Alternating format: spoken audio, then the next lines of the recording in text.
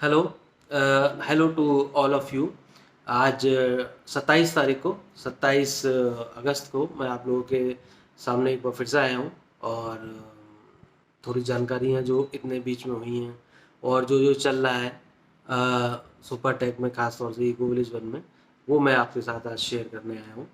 और जैसा कि आप सब लोगों को पता है कि लास्ट ईयर जो है सुपरटेक इंसॉल्वेंसी में आ गया था और फिर सीओसी वगैरह बनी थी और एक ही प्रोजेक्ट का जो है सीओसी बनी थी, वो था इकोविलिज 2, क्योंकि सारा लोन जो था यूनियन बैंक का इकोविलिज 2 पर ही था। उसके बाद भी काफ़ी चीज़ें हुई, जैसा कि आप लोगों को मैंने पिछली वीडियो में भी बताया है कि काफ़ी चीज़ें हुई। और अब ये है कि जून में करीब जो सुपरटेक के डायरेक्टर थे मिस्टर आर के अरोड़ा, उनको ईडी के द्वारा गिरफ्तार किया गया था और कुछ मनी लॉन्ड्रिंग का केस था। तो इस संबंध में भी काफ़ी न्यूज़ आती हैं, काफ़ी चीज़ें आती हैं, बट लोगों को ज़्यादा पता नहीं रहता है। एक तो सबसे पहली बात, लोगों को ये आइडिया नहीं रहता है, जो मैं बताना चाहता हूँ। मेरे को बहुत सारे लोगों से बात होती है कि लोग सोचते हैं कि मेरा प्रोजेक्ट है इंसॉल्वेंसी में या नहीं है। तो मैं ये बता देता हूँ कि जो सुपर टेक लिमिटेड है, वो उसके जितने भी प्रोजेक्ट हैं वो सब इंसॉल्वेंसी में है। क्योंकि आपने कभी भी किसी कोर्ट की हियरिंग में पढ़ा होगा या देखा होगा उसकी रिपोर्ट, तो उसमें लिखा रहता है कि suspended director of Supertech limited. तो ये है, तो मतलब जब डायरेक्टर ही सस्पेंडेड है तो जितने भी सुपरटेक के प्रोजेक्ट हैं वो सब इंसॉल्वेंसी में है, ना कि कोई एक पर्टिकुलर प्रोजेक्ट। सारे ही प्रोजेक्ट इंसॉल्वेंसी में है। बस फर्क क्या है, इको विलेज 2 में क्योंकि केस था ये और आईआरपी ने सब इसमें काम किया था और काफ़ी, तो वहाँ सीओसी बन गई थी। मतलब जो एक कमेटी होती है क्रेडिटर्स की, उसमें बायर्स भी होते हैं और भी लेनदार होते हैं, वेंडर्स भी होते हैं, वो बनी थी। बाकी ये जो बाकी प्रोजेक्ट थे सुपरटेक के, उसमें सीओसी नहीं बनी। उसमें डायरेक्ट ये डायरेक्शन हुआ था कि भाई इसमें जो भी काम होगा वो अब आईआरपी की देखरेख में होगा। तो आईआरपी ने जो है करीब मेरे ख्याल से 1 महीना पहले एक रिपोर्ट बनाई थी कि इको विलेज 1 की बात कर रहा हूँ मैं मेनली, कि इको विलेज 1 की एक और भी बाकी शायद प्रोजेक्ट की बनाई होगी, आई डोंट नो। उसमें इको विलेज 1 में उन्होंने सारे जितने भी टॉवर्स थे उनकी सबकी डिटेल दी थी कि किस में कितना काम बचा है। तो सारे टावर की वैल्यूएशन थी उसमें। तो टोटल जो काम बचा था वो करीब करीब 207 करोड़ का आ रहा था कि भाई 207 करोड़ का इको विलेज 1 में काम बचा हुआ है अभी, जो होना है आगे। अब इतने बीच में क्या हुआ कि जून में जो है ये ईडी वाला केस शुरू हो गया। तो ईडी में क्या हुआ है कि मनी लॉन्ड्रिंग का केस है। और अब तो काफ़ी कल ही न्यूज़ आई थी कि कि भाई 8 डायरेक्टर जो है वो के भी नाम है और आर के अरोड़ा जी का तो है ही नाम। तो अब हुआ क्या है कि अब पता नहीं लग पा रहा है कि लोगों को कि अब आगे होगा क्या प्रोजेक्ट में। तो मैंने जो एक मीटिंग में यहाँ पर मिस्टर नीतीश अरोड़ा जो है यहाँ पर आए थे, उन्होंने एक फार्मूला जो है मतलब बताया, जो आईआरपी ने इको विलेज 1 के लिए बताया था कि जो भी अब नई एनडीसी होंगी, जो भी नई एनडीसी होंगी, उनका जो पैसा आएगा वो पैसा 25%। पहले तो सबसे पहले तो जिन लोगों ने पैसा वो दिया है, जैसे मान लो 50 एनडीसी, 50 लोग जाते हैं और अपना पैसा देते हैं और एनडीसी लेते हैं, तो उनका पैसा जो है सबसे पहले तो उनके फ्लैट में जितना पैसा लगना होगा ना वो लगेगा, जितना भी 10% 20%। फिर जो पैसा बचेगा उसके दो पार्ट्स होंगे। एक पार्ट में तो ये लोग जो चीज़ें हैं अपनी जो इनकम्प्लीट है प्रोजेक्ट या उस टावर की पर्टिकुलर चीज़ें इनकम्प्लीट है वो पूरी करेंगे। और एक पार्ट को ये जो पुराने एनडीसी हो रखी हैं उनको पैसा पूरा करेंगे, मतलब उनका काम पूरा करेंगे उस पैसे से। तो मुझे लगता नहीं कि वो बहुत बड़ा कोई पैसा होगा। जो कि तो इसका मतलब ये है कि जो नए नए लोग जाएंगे एनडीसी कराने, उन्हें जो है बहुत ज़्यादा समय का इंतज़ार नहीं करना पड़ेगा, आई होप सो, जैसा इन लोगों ने प्लानिंग बताई। और जो पुराने वाले हैं उनका बहुत स्लो हो जाएगा पोजीशन, क्योंकि ऑब्वियसली वो इतने साल से जो है अगर पैसा उतना लगेगा तो ये होगा। और बाकी उनका कहना है कि एक कंपनी कोई बाहर से आ रही है, वो जो है पैसा देगी, और वो तो सबको पता है, न्यूज़पेपर में भी आया था कि जब वो पैसा देगी तो फिर आगे कंस्ट्रक्शन होगा। तो अभी जो है कुछ क्लियर चीज़ें नहीं है। मतलब हैंडओवर के मामले में बोले तो डाइसी सी है सिचुएशन। बहुत कम नंबर ऑफ हैंडओवर हो रहे हैं और लोग काफ़ी चक्कर भी काट रहे हैं। जिन लोगों को 2010 में और 2011 में जिन लोगों को बुकिंग की थी उनको अब 13-14 साल हो गए हैं, और जो है 13 साल हो गए, 12-13 साल, तो उनको बड़ा मतलब दिक्कत वाली बात है। लेकिन ठीक है, अपना जो है अगर मान लो थोड़े थोड़े लोगों को भी मिल रहा है मकान, और क्योंकि अब दिवाली है प्रोजेक्ट, तो मुझे लगता नहीं कि कोई नया वेंडर पैसा देगा, मतलब सामान देगा बिना पैसे के, क्योंकि सब जानते हैं कि पैसा अगर दिया तो फंस जाएगा। अभी कुछ दिन पहले, मेरे ख्याल से पिछले हफ्ते ही जो है सारे वेंडर्स ने इकट्ठे होकर सुपरटेक के ऑफिस पे ताला भी लगा दिया था। तो न्यूज़ में भी आया था, न्यूज़पेपर में भी आया था। हम लोगों का जो ग्रुप है eco village one flat owners association, हम समय समय पे उस पर जो भी खबर होती है वो ज़रूर पोस्ट करते हैं, जिससे जो लोगों को मकान मिला है, जिनको नहीं भी मिला है, उनको एक बार जो है आइडिया हो जाए कि भाई क्या चल रहा है।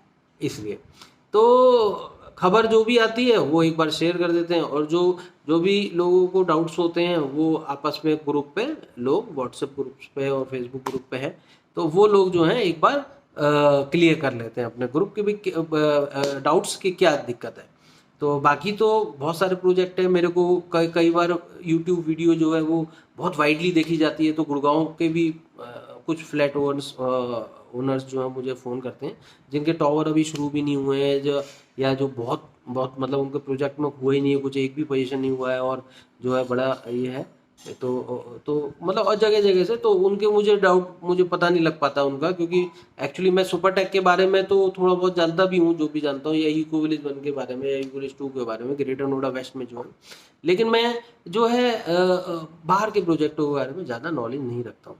और मुझे उम्मीद है कि जो लोग नॉलेज रखते हैं वो प्लीज़ शेयर करें, ग्रुप में नीचे कमेंट डालें कि कौन से प्रोजेक्ट में क्या चल रहा है, तो बाकी लोगों को भी हेल्प होगी। और इको विलेज बन के में ये है कि भाई जैसे मैंने बताया, करीब करीब मेरे ख्याल से 5,000 के करीब हैंडओवर हो चुके हैं, और जो हैंडओवर नहीं हुए वो भी नंबर्स बहुत ज़्यादा हैं, वो दैट इज़ अराउंड 3,000, 3,000 लोग ऐसे हैं जिन्हें अभी तक मकान नहीं मिला इको विलेज वन में। तो अब ये है कि उन लोगों को कैसे मिलेगा। पहले तो 100-125 फ्लैट जो है वो हर महीने होते थे, बट अब बीते कुछ दिनों में जब से जो है मनी क्राइसिस है या whatever reasons is there, बहुत कम पोजीशन होते हैं। और ये है कि जिन लोगों को मिल गया है वो अलग समस्याओं से जो है जूझ रहे हैं। 2015 में जैसे हैंडओवर होना शुरू हुआ था, अब 8 साल हो गए, लेकिन ये है अभी भी बहुत सारी समस्याएं हैं, जैसे जल भराव है, इको विलेज वन में बहुत पानी भरता है जगह जगह, और बहुत सारी समस्याएं, सिक्योरिटी को लेके बहुत समस्याएं हैं, पार्किंग को लेके बहुत समस्याएं हैं। अभी हम लोगों ने 40 दिन का आंदोलन भी किया था, तो उससे भी थोड़ा बहुत फ़र्क पड़ा, थोड़ा प्रेशर पड़ा, बट बहुत मोटा तौर पे कहें तो ऐसा कुछ बहुत ज़्यादा चेंजेस नहीं आए हैं। बस लोग वहीं के वहीं हैं, अपना जो समस्याओं के लिए हर हफ्ते जो टावर्स की मीटिंग होती हैं, जो ये मीटिंग होती हैं, वो चलती रहती हैं। तो इको विलेज वन में अभी कुल मिला के जो है बट ये है कि हाँ, एक पॉजिटिव चीज़ ये हुई है कि कुछ टाइम से जो प्राइस हैं फ्लैट्स के वो इम्प्रूव हुए हैं। जो नॉन रजिस्टर्ड है और जो रजिस्टर्ड है उन दोनों के ही, क्योंकि इस एरिए में सेक्टर 1 में कह लो या आसपास के भी सेक्टर्स में ये अपना ग्रेटर नोएडा वेस्ट के, अगर प्राइस अगर देखते तो मेरे ख्याल से सबसे कम इको विलेज में ही प्राइस थे। लेकिन पिछले एक साल में जो प्राइस अप्रिसिएशन हुआ है वो मेरे ख्याल से 25 to 30% प्राइस जो है 25% के करीब बढ़ा है प्राइस। और जो नॉन रजिस्टर्ड फ्लैट है, जिनकी रजिस्ट्री नहीं हुई है, जिनका ओसी नहीं आया है, वो नंबर्स में बहुत ज़्यादा है। मतलब अभी भी 5,000 अगर हैंडओवर मैं कह रहा हूँ, तो उसमें 4,000 ऐसे हैं जो 75% ऐसे हैं जो हैंडओवर नहीं, वो ओसीसीसी या रजिस्ट्री नहीं हुई है जिनकी, तो उनके प्राइस में भी आपको 20% के करीब इंक्रीमेंट हुआ है। और 20% इज ए वेरी बिग, मतलब अच्छी वैल्यू एकदम से हो गई। और रजिस्टर्ड फ्लैट में तो 25% तक का हुआ है। तो प्राइस करेक्शन हुआ है, अच्छा हुआ है और इम्प्रूव हुआ है। और मेरे ख्याल से अगर मान लो कभी ऐसा भी न्यूज़ आता है कोई भी रजिस्ट्री होने वाली है या रजिस्ट्री शुरू हो गई कोई भी तरीके से, बहुत से लोग लगे हुए हैं। निफोवा में भी काफ़ी, मतलब मेरे ख्याल से 40 महीने होने वाले, 40 हफ्ते होने वाले हैं उन लोगों को भी प्रोटेस्ट करते हुए रजिस्ट्री के लिए। अगर रजिस्ट्री की कोई न्यूज़ आती है तो आगे और भी प्राइस इंप्रूव होने के चांसेस अच्छे हो जाएंगे। तो आई होप सो कि चीज़ें अच्छी होंगी, लेकिन ये है कि जो रेजिडेंट्स के फेस कर रहे हैं जो यहाँ रह के दिक्कतें, वो भी धीरे धीरे काफ़ी मीटिंग्स से इससे लोग अपने रेज करते हैं। और जो है लिफ्ट की समस्या बहुत है यहाँ पर, लिफ्ट आए दिन किसी न किसी टावर में ख़राब रहती है। और देखिए लिफ्ट जो है वो बहुत इम्पोर्टेंट है, और हम लोग निफोवा के थ्रू लिफ्ट का भी जो है बहुत लिफ्ट एक्ट शुरू हो, लेकिन चक्कर क्या है कि अगर लिफ्ट एक्ट आता भी है तो अभी भी ये लोगों को लिफ्ट को तो मतलब मरम्मत तो रिपेयर ये सब चीज़ों में तो बहुत गंभीरता से करना ही पड़ेगा, क्योंकि lift is very essential thing, और लिफ्ट के बिना काम नहीं चलता हाई राइज सोसाइटीज़ में। अगर लिफ्ट में दिक्कत है, क्योंकि यहाँ कई सारे टावर ऐसे, मेरे ख्याल से 8 ऐसे टावर हैं जहाँ सिर्फ एक ही लिफ्ट लगी हुई है, या नंबर ऑफ लिफ्ट्स बहुत कम है। जैसे A2 A3 में हमारा ये जो है 1 BHK वाले में, तो मेरे ख्याल से बहुत कम लिफ्ट लगी हुई है, 9 लिफ्ट का उसमें प्रावधान है दोनों टावरों में, और मेरे ख्याल से 4-5 3-4 इंस्टॉल हुई हैं। तो बड़ी मतलब अब रेजिडेंट्स तो हैं ही, और अगर आप सोचोगे कि कई टावर तो ऐसे हैं जहाँ 70% तक जो है पॉपुलेशन आ चुकी है बट लिफ्ट नहीं लगी है, और कहीं 3 लिफ्ट का प्रावधान है तो 2 लिफ्ट लगी हुई है। तो ये समस्याएं जो है अभी जस की तस है, और 2 में से भी जो लगी हुई है, एक लगी हुई है जिसमें वो भी खराब हो जाती है। तो सोचिए 20 मंजिल वाला 18 मंजिल वाला पैदल चढ़ता उतरता है, तो वो बड़ी समस्या है एक। अब उसको कैसे सॉर्ट आउट करेंगे, क्योंकि लिफ्ट का तो बहुत इम्पोर्टेंट है जो जो भी मतलब ये है। अच्छा, दूसरा ये है कि अब जैसे कि हम लोग अब मैं सोच रहा हूँ कि जैसे कोई भी चीज़ होती है या कोई भी न्यूज़ आती है तो हम ज़्यादा से ज़्यादा वीडियो पे शेयर करें, तो जिससे क्या होगा कि भाई जो लोग हैं जो दूर बैठे हुए हैं, बहुत से लोग जैसे यहाँ पर भी अभी 8,000 में से 3,000 को तो मिले नहीं है, वो तो है नहीं यहाँ पर, बाकी 5,000 भी जो हैं उसमें से भी 2,500 से ज़्यादा लोगों ने अपने रेंट आउट कर रखे हैं मकान, और बाहर रहते हैं, जिनके दूसरे शहरों से हैं जो, या दूसरे देशों से हैं जो। तो मैं चाहता हूँ कि आप लोग भी अपने अपने ग्रुप्स में वीडियो जरूर शेयर किया कीजिए जो भी चीज़ें होती हैं, और प्लीज़ मेरे को कोई जानकारी नहीं है तो आप लोग उसमें ज़रूर अपनी जानकारी कमेंट्स में जोड़ा कीजिए, वीडियो बना के मेरे लिंक पे पीछे पोस्ट कर सकते हैं। जिससे क्या होता है, मतलब आप समझो एक 60% से 70% तक लोग जो है ही नहीं अभी प्रोजेक्ट में, जो प्रोजेक्ट में है वो मैंने जैसे बताया कि 5,000 में से 2,200 लोग रहते हैं, 8,000 में से अगर जोड़ोगे तो आप 25% भी नहीं रहते हैं। तो बाकी 75% वालों को भी खबर मिले सारी, और क्योंकि वो भी कंसर्न है, उनकी भी जिंदगी भर की कमाई लगी रहती है। और बाकी तो ये है कि कोशिश करते रहिए, जिन लोगों को नहीं मिले हैं वो एकजुट होइए। हम लोगों ने एक छोटा सा ग्रुप भी बनाया है कि जिन लोगों को मकान नहीं मिले हैं, जिनकी NDC हो चुकी हैं, तो उसमें ज़्यादा लोग नहीं हैं, अभी तो 40 लोग हैं, और 40 लोग और जोड़ने हैं उसमें जिनके नंबर आए हुए हैं। तो करीब टोटल मिला के 90 के करीब हैं, 45 ऐसे नंबर अभी जोड़ने बाकी हैं उसमें। तो 90-100 लोग हैं और लोग जुड़े, जिससे कम से कम जिन लोगों को नहीं मिला है, इतने साल हो गए, 10 साल 12 साल, उन लोगों को मकान मिलना बहुत ज़रूरी है। देखिए क्या होता है कि इंसान एक प्लानिंग के साथ मकान लेता है और वो सालों साल निकल जाते हैं और कोई मकान मिलता नहीं है, तो बड़ा जो है मैं भी ये सिचुएशन 11.5 साल फेस कर चुका हूँ।